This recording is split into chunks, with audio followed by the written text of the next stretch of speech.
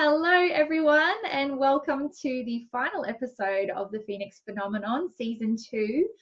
So all of this season, we've had some incredible chats with high-profile Australians who have gone on some really intense journeys and overcome them, and now sharing their nuggets of information and pearls of wisdom with all of you who have connected with us. So thank you so much for continuing to watch these episodes. So today I have the lovely Tara Pitt joining us. So hi Tara. So Hello. Tara was the runner-up, 2017 runner-up of Australian Survivor. She really kicked some ass on that show and really put herself out there and has I guess transformed your life, I think it would be safe to say, through that process. But it is actually what I found from speaking with Tara and getting to know Tara is that it's the journey she went on before getting onto Australian Survivor that has been the most powerful for her and for her family. So while we will touch on a bit of Survivor today, I know you guys are probably itching to hear a bit about that experience. I would also love to give Tara the opportunity to share the personal journey that was really raw and really powerful. So without further ado, I will let you talk, Tara, because I'm rambling on. So thank you so much for joining us today. No worries, Roxy. I like I said, we sort of had that connection when we did that little interview for International Women's Day, and I was so excited to get on board. I've been watching all the YouTube our previous episodes, so yeah, no, I'm very excited. And I mean, yeah, who doesn't want to know the inside gossip of Survivor? I still get quite excited to know, when the next episode is and the next series. And I know for a fact that a lot of the camera crew have already flown from Australia to go to Fiji to start recording this season. So yeah, I think when you go on a TV show like Survivor, that those sort of moments where you want to know everything about Survivor, it doesn't go away. I met Jenna and Anita last Saturday, and they were from season 3, and we just sat for 4 hours and talked about inside Survivor, and it was like what producers they had, and did you really get this, and what was that? It was just, yeah, it's sort of, I've always said Survivor's, I didn't go on there for fame. I did go on there to find myself and help my family, but what I've got out of it is just like, I just can't put it in words. It's just changed my life, probably for the better. Yeah, absolutely. No, that's incredible. And I wanted to see if we could maybe do a chronological. So if you're happy to start with what it was that even prompted you in the first place to apply for Australian Survivor. Yeah, well, in 2016, August 1st, it was just a normal day for me. My mum and I ring quite often, as mother and daughters probably, relationship. And it was about 8 o'clock, and I just dropped the children off, and I remember her calling me, and I'm thinking, she'll be fine. She's probably can't figure out her phone or something. But it wasn't until my husband actually came home early from work at about 8:30 and said, we've got to go over to your mum and dad's. I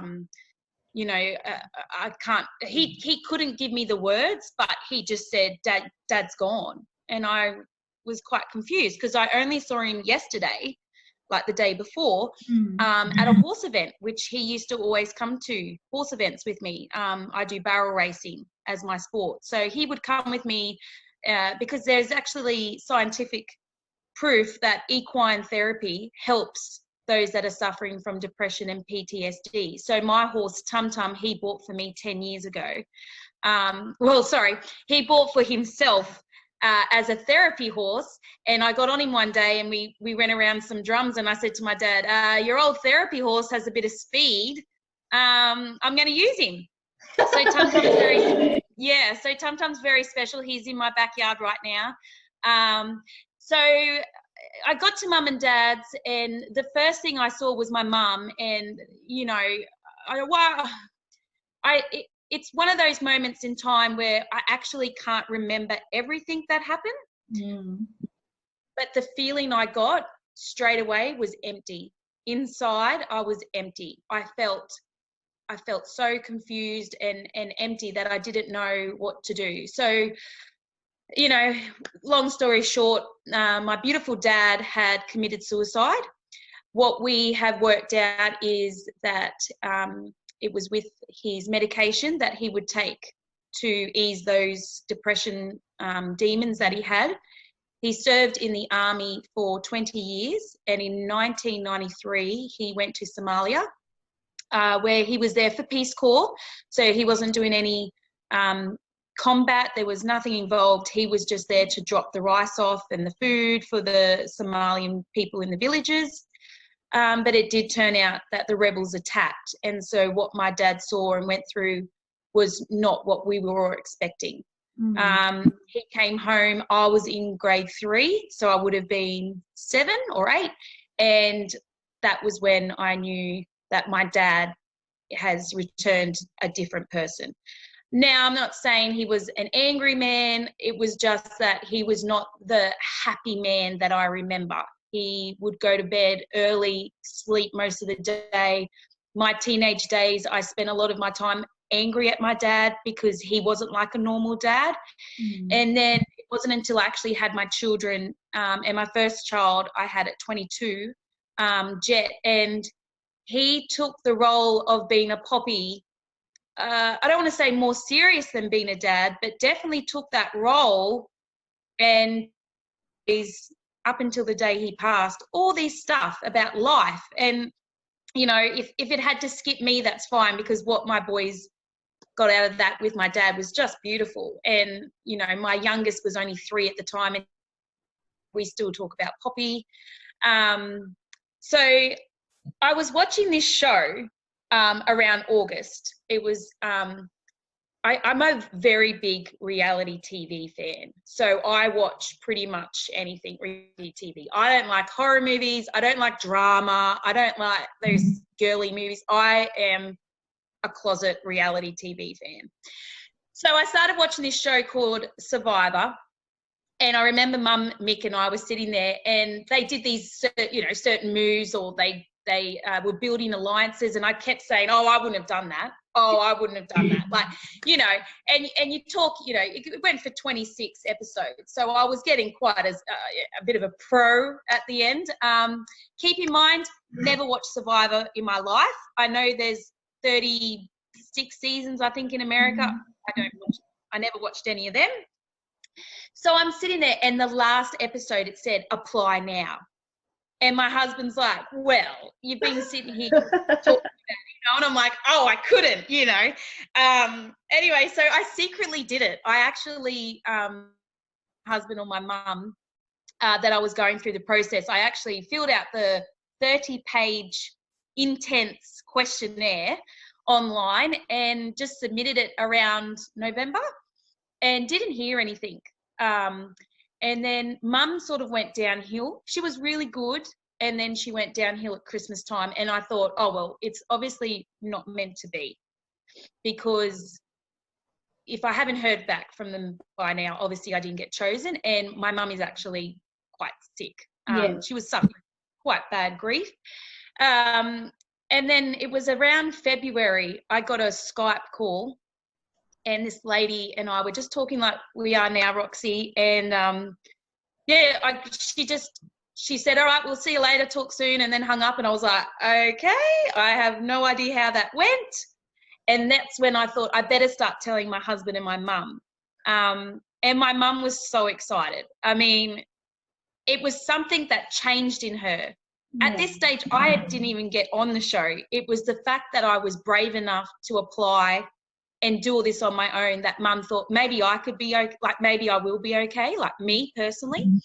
And then I got the call to go to Brisbane. So then that again, my husband was sort of starting to get that, oh my gosh, I think you're gonna like go on a show. So he wasn't as excited as my mum. I must admit. So then, he started to freak out a little bit. And then it was March the 15th, I got the call to say that I've been 25,000 applicants. Whoa. And it just, Mum and I ran around the house and we were like, oh my gosh, you know, and then I actually left on the 28th of April. I flew out at Samoa. I didn't even have a passport.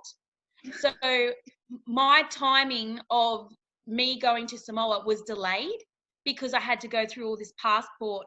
You know, I'd never even left Australia. And we visited Samoa for my season. And I was just sitting there the whole time on the international flight going, I still, like, I can't believe what I'm doing.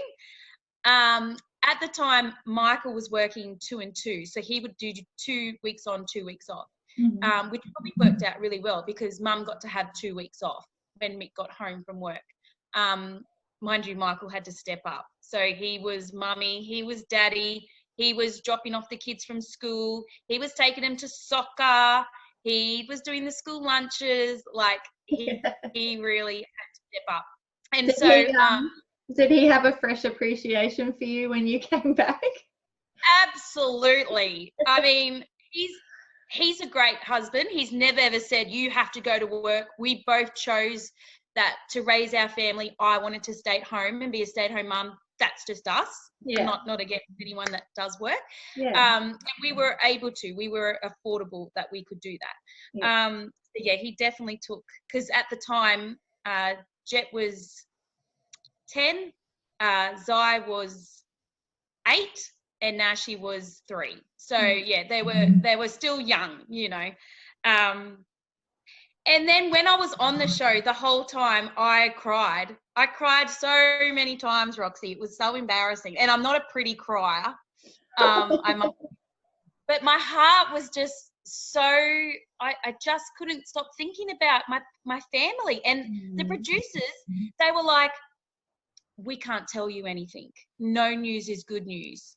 And then I'd start crying and they go, zoom in on Tara. She's about to cry. So I was just like, and the whole time, Mum and Mick and the 3 boys, they were getting daily phone calls from the producers. Oh, you're kidding. And I got nothing. So my mum and my boys were like, oh, Mum's good. She's still in the game. Woohoo.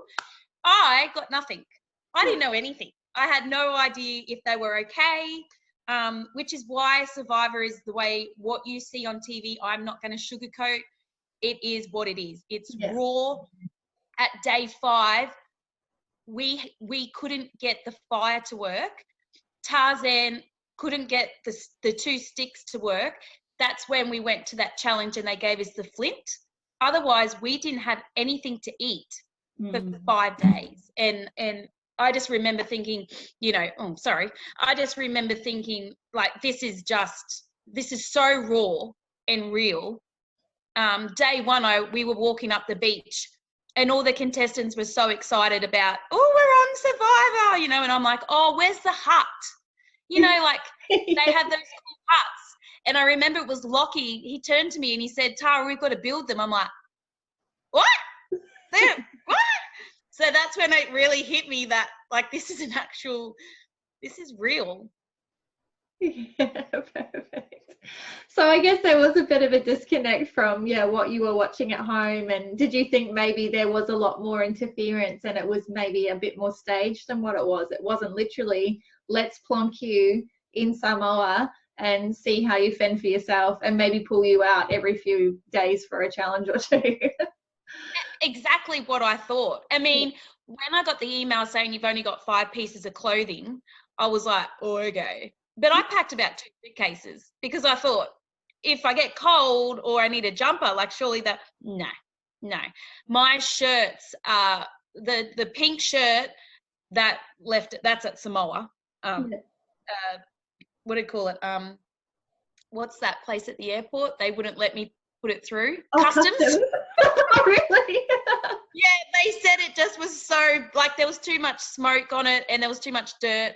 The purple one I do still have. It's in a frame with my buffs. The black buff that was my last buff, the headpiece that I wore on the final night, it actually had to be dry cleaned and steamed, because otherwise, and I really wanted to take that home. Yeah. My shoes all had to be left in Samoa because of the soil. It was just the most crazy experience I've ever experienced. But what, that was when I was on the show. What I got after the show was my 3 beautiful boys watching their mum on TV, like when you were all watching it. And my 8-year-old would turn around and go, "Go, Mum." And that really made me feel like, because to me, I always think Dad's the cool one because he rides the motorbikes and he's always the, "Oh, let the kids do that, Tara." And I'm a little bit like, brush your teeth and, Were there many times that you did have to pull out little white lies and knowing that your kids were watching at home? Oh, the whole show I lied. Half the time I couldn't even remember if I told the right person that lie. And that's what Survivor is. It is a game show. You do have to manipulate. You do have to, it's sad to say, but you have to backstab. Yeah. And a little bit of me sort of enjoyed that side of it because I don't do that in real life. Yeah. So I was a little bit like, messing with people's minds, but it was really hard to try and tell my children what mummy's doing is naughty, and it's just a game. So yeah, definitely felt that pressure of, am I being a good role model for my children? Yeah. And what was the feedback when you came home? I mean, obviously it sounds like they were super proud of you, but did any of them ever call you out on anything after that? Well, it's funny because in my household, there were all different teams. There was Team Lockie, which was my mum, only because she liked the look of him. My oldest son and my husband loved Team Luke. So obviously when I got Lockie out and I got Luke out, they weren't impressed. And then my 2 youngest were going for Jericho because he was the cookie monster. Oh, you're kidding. You didn't have a single supporter. Didn't have a single supporter at home, so that's fine. But yeah, they were still quite excited that they got to, because my boys actually got to go on the show. Yeah. On day 51, they came for the family, so we got passports for them, and they flew them over, and they spent 5 days in Samoa while mummy's on the island starving, and they had the best time. They still talk about their trip in Samoa.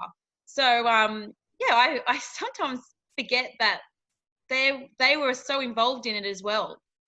Tara, your journey on Australian Survivor was not only an amazing personal experience for you, but it also gave you a brand new platform to spread awareness about mental illness. And it was also the first times that you were able to publicly speak about your, growing up with your father and how his experience with PTSD and what impact that had on the family.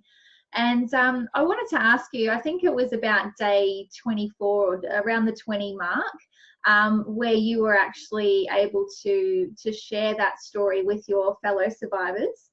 And I imagine, that's not only a personal thing to be able to open up and be vulnerable about, letting people in on that part of your life, but to be able to do it on national television as well would have been a massive step for you. And I wanted to bring, for you to bring us back to that moment and I guess share a bit about what was going on in your mind and why you felt it was so important to share that part of your life with the whole of Australia. Yeah, before you go on the show, you sign an information, like a letter, stating what personal stories that we might share with others, because you're on camera 24/7. And I remember one of the producers said, if you mention your dad and the suicide, are we allowed to air that? So that was something I did have to talk to my mum about. I remember sitting down and telling her, look, I can just go on that show and just, live life and just be normal stay-at-home mum, or I can go on the show and talk about Dad and the suicide and what we all have gone through as a family unit. And Mum said straight away, let's get the awareness out. I think growing up with someone with PTSD, it was my dad's choice not to talk to me about it, and that was fine. I guess I was younger. My older sisters are 9 and 12 years older than me. So they obviously got a little bit more of that of understanding than what I did. And yeah, it was day 24, and people were generally just sharing a lot of personal stuff. And I thought it was one of those moments where, do I share this very personal moment that happened in my life to complete strangers and not let them in? Or do I just say that my life is, I'm perfect and everyone in my life's great and there's nothing wrong with me? So at that moment, it was just like I'm goosebumps still. It was a moment where we were all sitting around the fire, and I remember I think it was Jericho and Luke. They said, what about you, Smiley? Because, apparently when I wasn't crying, I did smile. And I said, guys, it's been 9 months since my dad committed suicide. And I think even the producers, I think the cameraman, I think it was just one of those moments where no one spoke and they just let me pour out this story of what just happened 9 months ago. Like, it didn't happen 10 years ago, it happened 9 months ago. And I just remember crying and saying that my dad's with me and he's here on the island. And everyone then, I don't think they changed the way they felt about me. I think they just was like, wow, this girl is definitely real. A lot of people say, which really upsets me, that like a lot of the fans of the show say that, did I use it to get my way to runner-up? The answer to that is no. The only time I ever mentioned my dad's death of suicide was that day. I didn't use it on my pitch to win. I didn't use it for anything. Like, I didn't say, please don't vote me out, my dad committed suicide. It was never like that. Once that moment on day 24 happened, nothing else was said about it. No one else mentioned it, and I guess it was for me to then, if I wanted to talk more about it. And then obviously it got aired, and my first response was from TV Week. And this is when I said to my mum, this is where it's going to get real, Mum. Like, TV Week, a magazine, wants to put a photo of Dad, not just me on Survivor. And that took Mum a little bit, because even though we were trying to get the message out there, and I think having my dad in a magazine with us not having the power of how it's going to be written or how it's going to come across, we were putting a lot of trust in the journalist that spoke, and she did it to the T. I actually remember saying to her, like, I'll come after you if you twist this, like, I was like pretty well like, hey, I'll do whatever you want, but if you twist it, like, I'll come at you. Like, I remember Channel 10 where, like, we will come, with like little forks and we will sue TV Week. It was good to have Channel 10 back me up for everything. So Channel 10, you're in a contract with them for a year. And so from that year, the moment I touched ground, the publicist there, Kate, was amazing. There was a radio show that wanted me to talk about suicide, and at that particular moment I said no. And she was great. There was times when I did have to say no. You're talking about a very unpleasant day that happened in my life, and after a while it was consuming me to the stage where I was going downhill, because I was talking about my beautiful dad in a very depressing way. So that's why I enjoyed the TV Week article. They did it in a way that was tasteful for the readers to know that I went on that show for that reason. They didn't do it in a negative way. And so a lady approached me, Bonnie, I think her name was, sorry, Bonnie or Ronnie, I can't remember, and said, would I be interested in coming to Oki, which is out west, to discuss about mental health. And she said, you just need to put together a 40-minute talk. And I'm like, I can't, I mean, I could talk till the sun goes down, but I don't know, so then there was a lot of running around trying to get me these right people to help me talk. So I'm not just up on stage freezing and frozen and not talking. So then I went and did a little training day with a lady named Kim in Brisbane, and it just took me to this. I've like named it Chapters of Surviving Life. It's gone into this thing now where every talk is different as well. I recently talked at a high school, so I didn't use the word suicide just with that particular language of the young children. I used, he had passed away. So my talks are very different in the circumstances that I get asked to talk about. Mind you, it's all real. It's just that I just use different language at different, events. So it just went from there, and I actually grew more confident. Funny enough, I'm actually more confident now than when I was on a TV show with 50,000 cameras in front of me, because it's something that I'm very personal, and it's something that I don't want to get out of it that you should go on a reality TV show if you're depressed. I've had a lot of comments on Instagram saying, I'm depressed, I think I need to go on a reality TV show. And I'm like, no.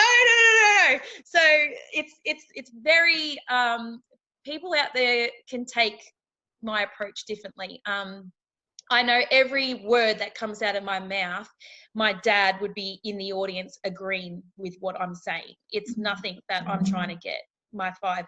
Like I went on Studio 10 on Are You OK Day and said, I'm using this 5 minutes of fame to get my message out. Like that's all, looking back now, Survivor was probably a platform. This is what I'm supposed to do. This is where I'm supposed to be.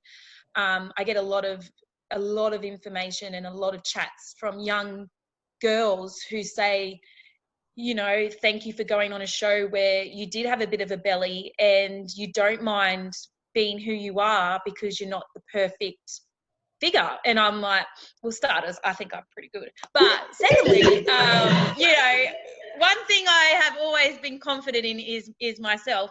And I did lose 11 kilos, which was massive. And I look at photos now on like those last days where my belly was just nothing. And I was just like, it wasn't healthy weight loss.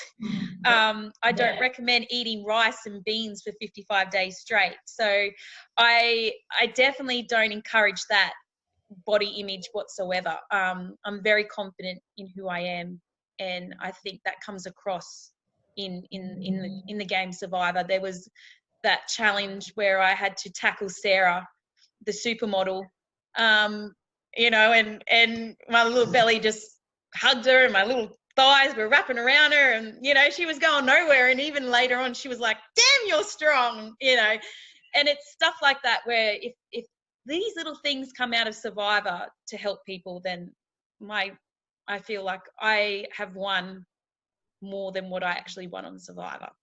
Yeah, absolutely. And you can just see the passion really ignite in you when you talk about, your speaking gigs even, you're traveling around all over the place to connect with, not only veterans, but school children and, lots of groups. You recently spoke at International Women's Day, and like your reach is just expanding and expanding. And I can just feel, your passion is really there for getting this message out there. So I wanted to ask though, obviously the first time, your first magazine interview, even speaking up on Survivor would have been really tough. Does it still continue to be hard for you to relive some of those emotions and feelings you were going through while your dad was alive and after he passed? Sometimes I get guilt where I'm actually using the death of my father to feel happy that I'm getting the message out there about suicide. So I don't know if that just made sense, Roxy. Like sometimes I feel a little bit guilty that I feel blessed that I'm able to chat about the things that happen in my life, which were quite dark and which are quite hard to talk about. But using a media platform like Survivor, it definitely helped me try and work out if this is where I want to go in my life. I could have just went on a reality TV show and then no one would know about my dad. And so I do find sometimes phone interviews, I love face-to-face. I love seeing people's expressions. So face-to-face interviews are a lot better for me than like if I was on a radio. I sometimes freak out because I can't see their reaction. Yeah. And the word suicide is very raw. Some people don't even, in my interviews, will say the passing of your dad, and I will actually say, well, he committed suicide. I literally did that just then, didn't I? I did. Yeah. So it's that whole, they're respecting me, which is great, but let's just work, you know, the word suicide, it needs to be said more than I think it does. I think if a child was feeling quite depressed, I think if she went up to, or he went up to her parents and he went up to his parents and said, I'm feeling a lot of suicide thoughts, it wouldn't be a shell shock to be like, how do you know that word? What, don't ever say that word. You're not suicide. You know, I think it just, and the day that my dad passed, it was a terrible day, but it was a day that I had to accept that he's in peace. He suffered 20 years of wanting to go to sleep all day because he didn't want to face the day. And so I have to live with the fact that my dad is in peace and that, you know, he is happy where he is now. And the brightest star in the sky is Poppy Star, and that's what we talk about as a family, and that will never change. You know, he's inside of me, he's inside my children, and you know, we always talk about Poppy Star. Tum Tum's still in the backyard. Look, I'm not sure what I'm going to do when Tum Tum passes away. That is going to be on, you know, I'm not just a crazy horse person, but he's 14. My husband even doesn't mind if I give him heaps of minerals and calcium because we just want him to stay alive, you know. So I think moments like that where I feel that life really is something that you can either make it or you can break it, and that's what my Survivor experience came out of. I've made something. I'm hoping to get more work that I can talk, even if it's not an event. You know, if someone's having, you know, moments in their life where they need someone that knows what they're going through.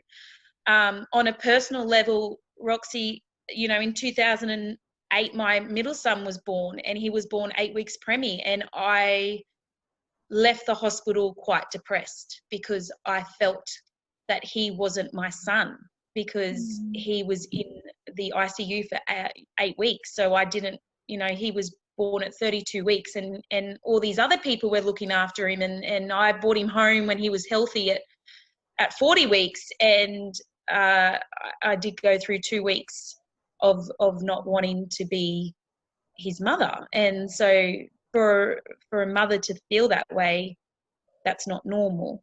So I, you know, since then have been on antidepressants, and I've tried to come off them, and it's just not the environment that I want to be in. So I stay on my antidepressants and I'm quite level.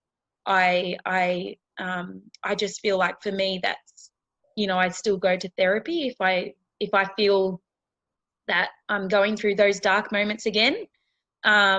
So, you know, that's a different depression than what my dad went through. So mental health, it affects so many different people in so many different ways. And if someone comes to my talk and walks away with, wow, that really just hit me, then I think I've made the right choice in talking about mental health. Absolutely. And I know already, you know, people, you say people walk away and are changed, but already you're finding people are feeling compelled to come up and connect with you straight after your talks and express, you know, how much that you've, you know, maybe flipped on a few switches, or maybe changed their train of thought on some sorts of things. And how does that feel when you have that connection with the people that you are speaking to? I mean, the Survivor crew still call me the country bumpkin because I have this country twang. And so they always say, you know, here she comes, you know, like, because I'm a little bit, you know, I grew up in the outback. So, you know, then when I'm looking out at 400 people that are sometimes in a corporate world and they're like, you know, nodding away, and I'm looking at, you know, because sometimes I go through the audience, and if someone's connecting with me by just their face expressions, I sometimes just like attack them, like, you know. And so one thing I remember the lady Kim taught me was, she was like, we might need to change your language. And I said, we ain't changing nothing, because this is who I am, and if I want to say it's pretty shit, it's shit, you know, like. So she was it was very hard for her to accept that this is the language, and this is, I want to get on stage, and I have slideshows and I have photos, and it's crazy, but the last thing I do leave my audience is, what is your next chapter? And people come up to me and say, I've never been asked that. I don't know what my next chapter is. And that's okay. You don't need to know. But I would think that if they left my talk, they're more likely driving home going, what are we going to do? You know, like, it's something that I always allow myself 5 to 10 minutes after my talk for question time. Now, my 4 most common questions I get asked is, where was the toilet on Survivor? You know, if you're a female and it's that time of month, what do you do? You know, are you still friends with the people that you got out on Survivor? And number 4 is, how has Survivor changed your children? And they are literally, I would get asked every time I go to an event. And at the end of the day, if that's something that they're passionate about and they want to know more about, then that's still fine as well. But if one person has left there and thought, I didn't know this happy, bubbly person that was on stage has gone through such a terrible time, and look where she is today, and maybe things can change for me, then that's my job. Absolutely. And so for you, I mean, obviously, yeah, you are a very bubbly person by nature. I know you wouldn't even say an extrovert. You would be a bubbly introvert, wouldn't you, normally? Yeah. I don't even know what that means. No. Scratch that. Yeah. But I guess, you know, yeah, it just shows how much can be going on behind the scenes in someone's life. And, you know, you know, we put on a mask, we go out, you know, everything's great, everything's fine. Yes, I'm okay. Don't even worry. But in the meantime, you know, people everywhere are processing these things in their minds and behind closed doors, and you really just I guess have to be aware. Or what advice, let me ask you, what advice would you give to people to, you know, to build better connections with the people that we meet, and to, you know, allow those conversations to happen if and when the person is ready? I think, for a personal point of view, especially going and watching someone like this hero that I had on this pedestal, and then really deep down he was actually quite a frail man. I think it's give them time. Obviously, my dad never wanted to let me know what he went through, maybe because it was too much for me. But I just wish I gave him more a chance to come out to me and talk to me a bit more. It was day 3 or 4 when I got home with my son, Zai, and my husband said, are you like just cranky because you're tired, or are you like what? And I was just like, of course I'm cranky. You know, I've just had a child, you know, exploded, when I could have then said, I'm actually really down. And that 3 days could have finished, instead of it went through 2 weeks of me keeping it bottled up. You know, it's easy said than done to say, speak up and don't, you know, talk. I think organizations out there, there's a lot more than what we do our research. There's always the big names of mental health organisations, but I think even having a support person that's not a family member. I actually spoke more about my depression with not even a psychiatrist. She was waiting in the doctor's surgery, and I was getting my script for my antidepressants, and me and her just started chatting, and she had a lot going on. And so I walked out going, Tara, you've got a loving husband, you have 2 healthy children, boom. Yeah. You know, that poor girl had a lot going on. And I sometimes feel a little bit selfish because I don't want people not to talk to me either, because they don't want to they don't want me to bring up all these emotions about my dad. And sometimes my friends that I've known since I was in primary school, I will say, I did not know that you were going through that. Oh, we didn't want to talk to you about it. You know, it's like, I need for people to know that if anyone you should talk to, it would be probably someone that you think might not, that has gone through that experience. Again, PTSD is something I can't talk about because I've never gone through something like that. But living with someone that has that sort of feeling of not knowing where their life is going to lead after the army services, I found a great organisation called Mates for Mates in Brisbane. I actually found them after my dad. I Googled how to grieve after your dad had committed suicide. I Googled that. And the first thing that came up were a bunch of organisations, and then down the bottom there was one called Mates for Mates, and I started reading it. And it's an organisation that helps ex-servicemen and women, and even servicemen and women who are still in the service, to pick up their life after their defence jobs have finished.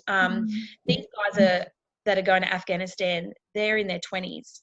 My dad was in his 40s when he got home.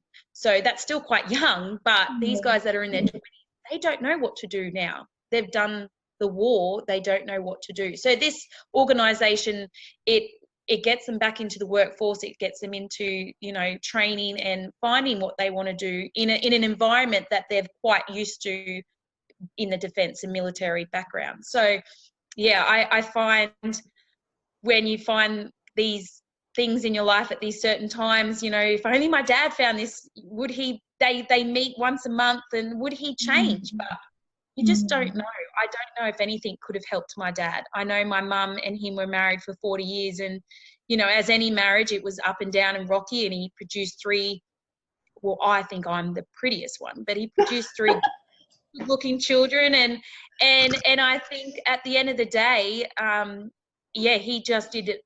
He did it for him. He didn't do it. He didn't do it to be selfish. Part of my talk, I do say that people that commit suicide are not selfish.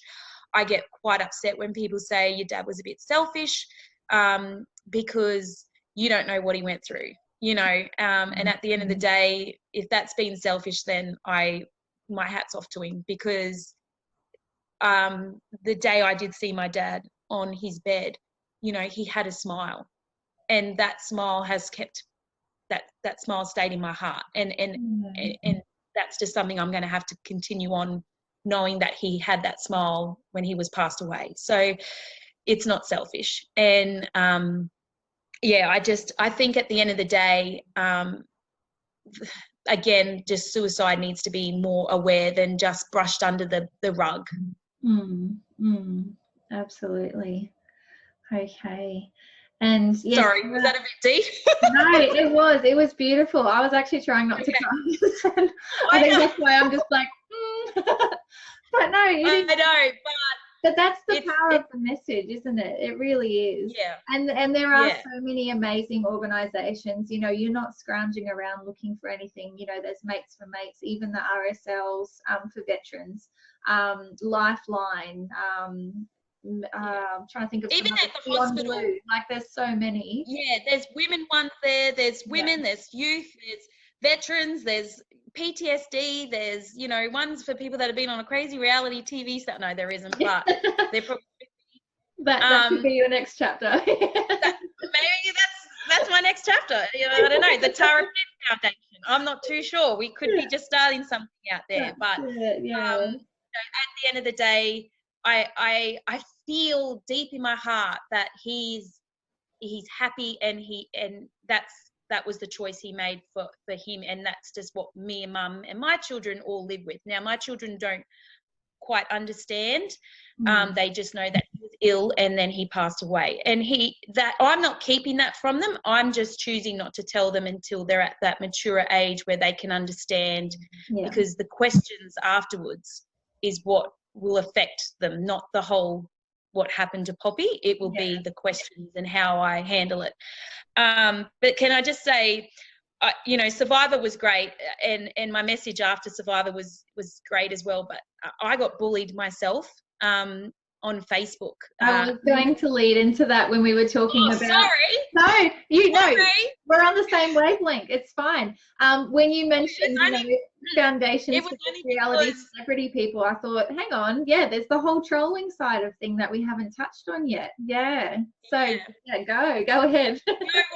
I was going to say, after Survivor, and I had to really dig deep to make sure I wasn't going to fall through this depression of bullying and cyberbullying, because it can really affect you. I wasn't allowed to be on Facebook during the time I was in contract with Channel 10, but that didn't stop my mum and my best friend screenshotting and because they just wanted me to know, and I really didn't want to know. And my weight, like, she shouldn't stand next to the two younger girls. It makes her look fatter. Tara needs to wear a shirt. Tara, has a weird voice. Okay.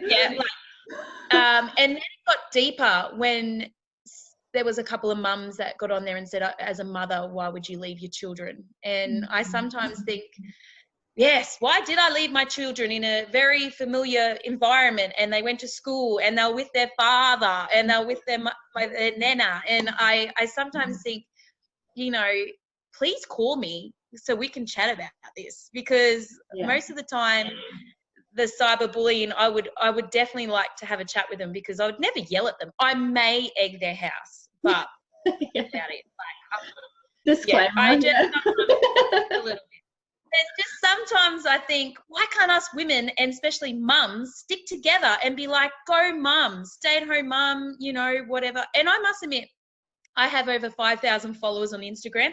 I don't know 5,000 people, but I'm actually one of the smaller amount of followers on Instagram. And Annalise, who was on my show, rang me and she's like, dude, you need to buy followers. So you're like, you need to get more followers. And I'm like, Annalise, that does not interest me one bit. If the 5,000 followers that want to follow me actually genuinely want to know what I'm doing, I think that's great.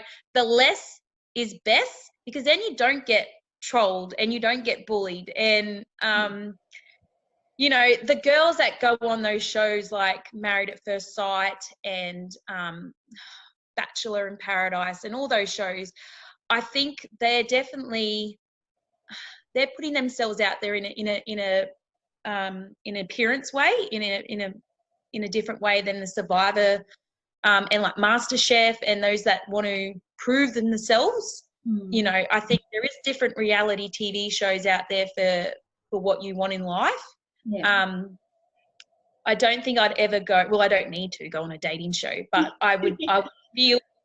Yeah, I'm pretty happy. Sorry, fellas, if you're out there. But I do feel that you're putting yourself out there for sure. I knew straight away that there was going to be people that like me and there's going to be people that don't like me. And the big AK thing, it was AK versus Tara. And people go crazy when me and AK catch up, and we always do selfies, because people are like, no, you two hate each other. And it's like, no, we were on a show and I didn't like his gameplay and he didn't like the way I was getting people to manipulate my vote to get him out. So we were quite very good at our gameplay. And so it's amazing that people still shocked that you talk to AK, like, he's the villain. And it's like, well, no, he's not really. So it's just, it creates this world reality TV that you can either take away what you take away is what you get out of it. And so would I do Survivor again? I think that was going to be your next question. It was in there somewhere, yes. Sorry. You're like an interview pro. You like anticipate before. Tara, yeah. This is the Tara show now, and with Roxy. Yeah, totally. I would definitely love to do Survivor again if I had the chance. But I'm pretty sure if you ask my mum and my husband, their answers won't be the same. My husband likes the fact that he didn't like the attention I was getting. He actually he was quite protective of me. He didn't like that sometimes a photo of me and Lockie was on Daily Mail because now we're having an affair. Right, Have you seen Lockie's girlfriend? She's a supermodel. So I'm pretty sure that we're safe. And there was times there, and I speak this a lot at schools, that a lot of the bullying that goes on social media behind the computers, it's not necessary. It's not making anyone a better or a worse person, because I looked at most of those comments and just shrugged them off because it didn't bother me. And they were trying to bother me, but it just didn't bother me.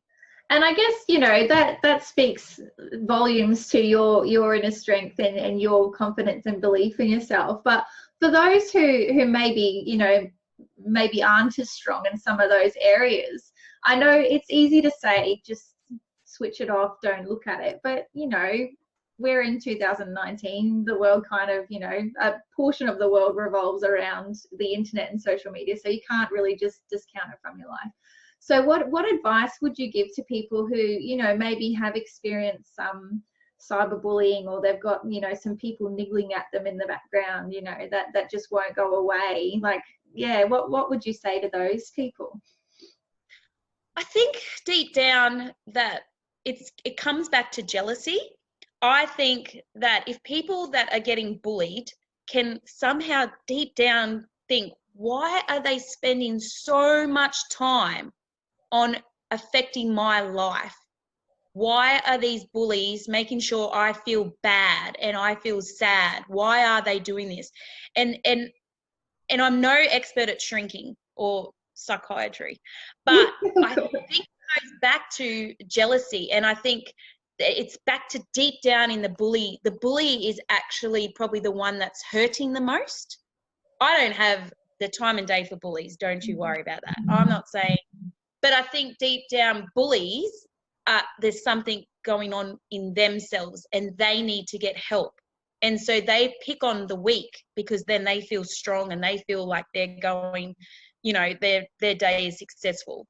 And so for my experience with the cyberbullying, I am a confident person, but there were sometimes I did look and go, oh, I'm getting into that trap where I'm double,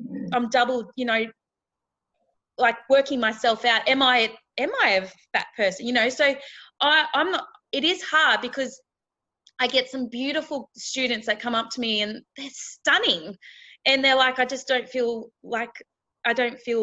pretty in myself. And it's easy for me to say, just be pretty, but something deeper than that. And sometimes you might have one thing that you're good at, and I say stick to it. Like my oldest son doesn't like motorbike riding, and my husband was like, no, he needs to do motorbike riding. And I'm like, no, he doesn't. So I said, what do you want to do, Jet? What fun activity do you want to do? And he said, I want to do acting. Oh my gosh. Like, I was proud. I was like, oh, because that means that this kid is trying to get out of the other two love motorbike riding, mind you, but he doesn't want to be a follower. He wants to do something on his own. So me as a parent, I'm like, let's do this. So now he has his own agent, which he got all on his own. I changed my name to Susie, so the application doesn't go back that it's Tara from Survivor. That's how far I wanted my kid to do this on his own. It goes back to parents. It goes back to the guardian of these kids. My son Jet has quite a bad, well, not bad, but he has quite a strong pigmentation, and it's brown and it goes right across his belly, and it was just that he was born with it. I thought it was dirt for so long. I used to scrub his little belly, but it's not dirt. And at grade 4, he went to a swim carnival and some little boy said it's dog poo. And Jet turned around and said, no, it's my special birthmark and you don't have one. And I was like, because that, to me, that could have definitely made sure that Jet never took his shirt off again. And he walked off. And the teacher told me, and I'm like, boom, you know. it's what we're bringing up these kids. These kids are going to grow up with social media. Jet wants social media now and he's 12. He's not getting social media.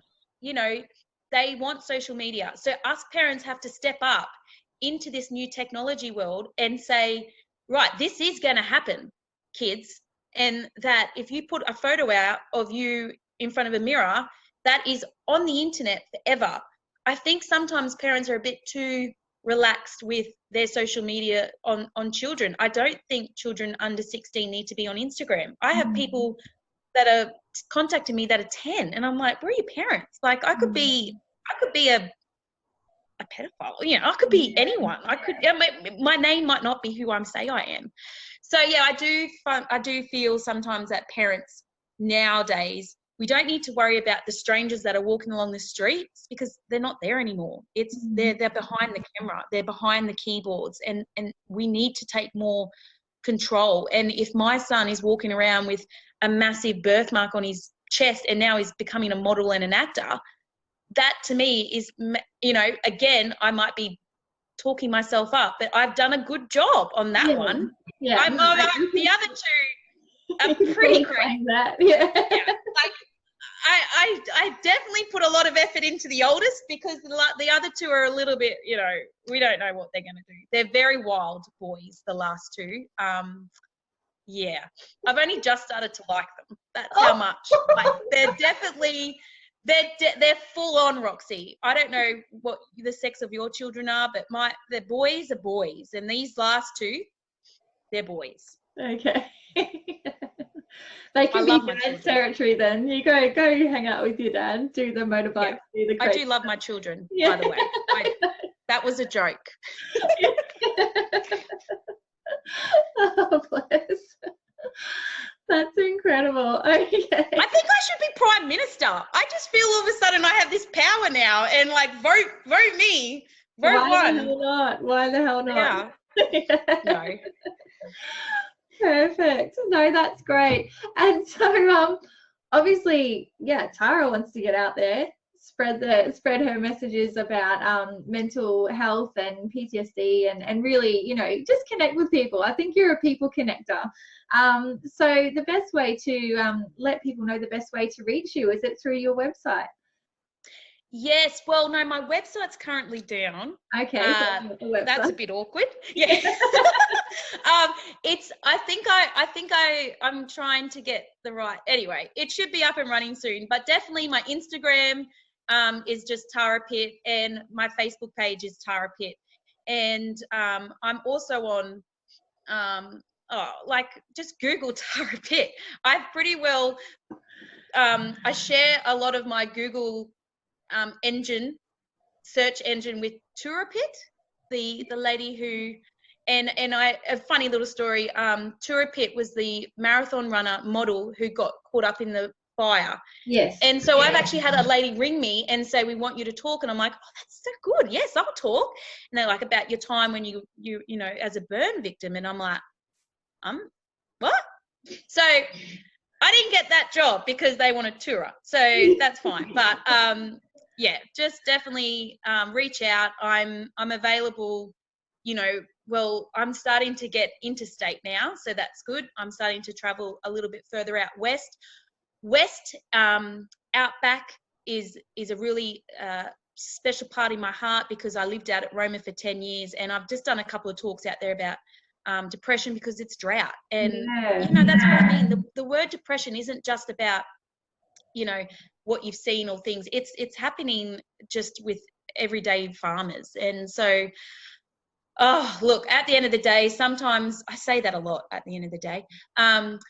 I sometimes come away from my talks where I have to really just have a good couple of days because I get so involved in the people I meet and the businesses that do approach me. I talk to them prior and after, because I feel like we all have to go through this journey together, you know, to bring this talk what it deserves. And sometimes I talk to the event organisers before I actually walk in, because I want them to know that this is what's going to be expected and this is what's going to happen, just to make sure the audience is the right audience, because the word suicide is raw, and the last thing I want is to upset people. You know, I don't want people to leave my talk sad. I want people to leave knowing that there is people out there that might come across happy and bubbly, but have also lived like the most horrific grief, apart from Cheryl, who will still be alive for a long time, I hope. But you know, losing a parent, and especially the way I did, it definitely rocked my world in a, you know, shook it up, not rocked it, shook it up. Yeah, perfect. All right. Well, thank you so much. We covered a full gamut of different things here. No, it's incredible. You know, you get, you know, some guests are, you know, they want to be down the line about what they want to speak about, but you've been very open and, you know, happy to chat about anything and everything. So I really appreciate that. Thank you so much for your time today, Tara. It's been no worries. I hope it all makes sense. Sometimes I go off in my own little world and then I forget that there's someone there watching me. So I appreciate you, Roxy, too. It's been, like you said at the start, it's definitely one way to get myself out there, and for people to know that I'm available for talks, you know, with keynote speaking and just, you know, everyday events. I do get a little bit of a, you know, what's the word? I get very excited when I get an email saying, could you come to an event? Because that to me means someone's interested. And so I appreciate what you're doing, and thank you for having me on your program. I didn't realize this is the last episode for season 2. Yeah, you're wrapping us up. This is the finale. I know. So yeah, so this is all exciting because I've been watching, so that's why I'm very excited that I was asked to be on the show. So yeah, you're doing amazing by getting, you know, people like me out there and able to get my voice across to other people in this wide world of the internet. Amazing. Thank you so much. That means a lot. Thank you. No worries. Perfect. So yeah, so the Phoenix phenomenon will be parked for a little while we get the ball rolling on the next season. So obviously, if you're wanting to connect and maybe put your own story forward as a potential interviewee, I would love to hear from you. Best to contact me on roxannewriter.com.au, or also through my Facebook, which is also Roxanne Writer. Got to keep these things uniform. So yeah, I'd love to hear from you, because you know, the more stories we can get out there, the more we can connect and educate and inspire the people around us. So thank you for joining us for another season. Thank you again, Tara, for being your amazing self and giving us your time today. Thank you. Bye, Roxy. Bye, everyone.